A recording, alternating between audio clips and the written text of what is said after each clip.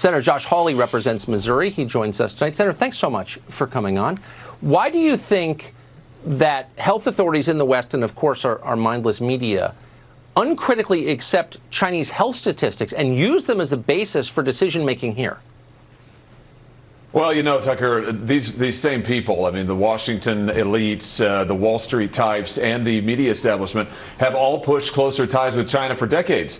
They're the same people who've been telling us that this will be great for America and the world if we integrate our economy with China's. It'll be great if we have a global economy where we send jobs overseas. It won't really matter. As it turns out, they were wrong about all of that.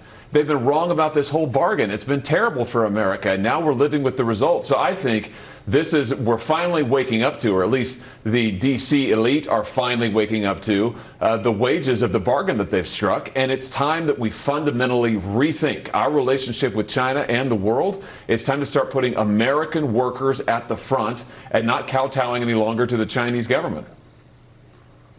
We see this epidemic primarily in epidemiological terms. Our screens are crowded with people in lab coats reading stats and giving, in some cases, good advice. I'm not attacking them. I'm not sure China sees it that way. How do you think China sees this moment? What are the stakes in their view? Well, they clearly see it as a geostrategic opportunity, the same way they see everything. I mean, listen, they have a plan. They want to be the central power. They want to be the dominant world power. They have a saying that there can only be one sun in the sky. That's the saying of Chinese government officials. And they intend that sun to be China, to be Beijing.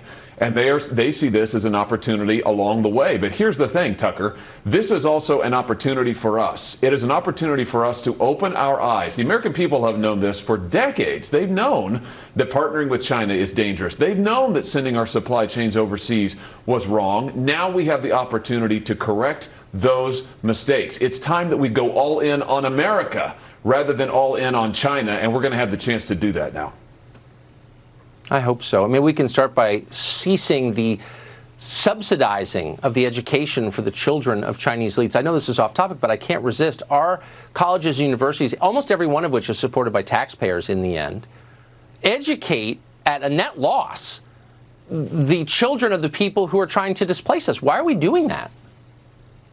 Yeah, and we also allow those educational institutions to take money directly almost from the Chinese government. These Confucius Institutes, as they're sometimes called, Tucker, that are on campuses all across the country, directly subsidized by Beijing. You might ask, why do American campuses allow these Chinese government outposts on their own campuses? And the reason is they get paid to. I mean, it's actually lucrative. So yes, we have got to stop this cozy dealing with Beijing on our campuses, with our international trade from our financial institutions and our multinational corporations.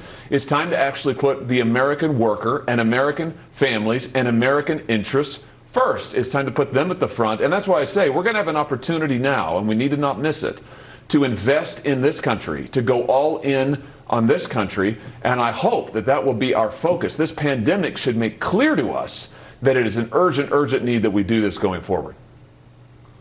I think you're exactly right. Thank you for your clarity, and I marvel that there are people working against those goals, which are so clearly positive and overdue. Senator, great to see you. Thank you. Thank you.